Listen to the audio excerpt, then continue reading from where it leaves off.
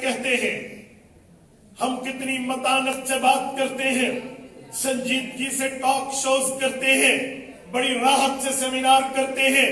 کبھی ختم نبوت کے مولویوں کو دیکھو، بازو چڑھایا ہوتا ہے، ان کی آنکھیں شعلے اگل رہی ہوتی ہیں، ہمیں غلط کہتے ہیں، اس طرح بولتے ہیں، گلا پھاڑ کے بولتے ہیں.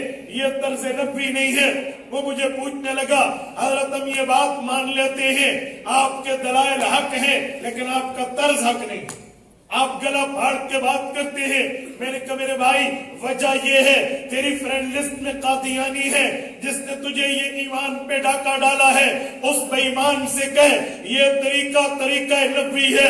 کھولیے صحیح بخاری، سیدنا عبد الرحمن ابن صخر حضرت ابو ہریرہ رضی اللہ عنہ راوی ہے، فرماتے اذا قام فینا رسول اللہ خطیبا، جب اللہ کے رسول خطابت کرنے کے لیے، بیان کرنے کے لیے، واعظ و تقریر کرنے کے لیے صحابہ کے مجمع میں کھڑے ہوتے، علا صوتہ، حضور کا آواز بلند ہو جاتا، احمرت عیناہ، آنکھیں سرخ ہو جاتی، واشتد غضبہ، غصہ سخت ہو جاتا، کأنہ منذر جیش سبقکم و مساکم، یوں لگتا جیسے ایمرجنسی کی کیفیت ہو، کوئی لشکر ہم پہ حملہ آور ہونے کو ہو. حضور بتا رہے ہیں وہ صبح پلٹے گا، یہ شام آئے گا. یہ طرز نبی ہے.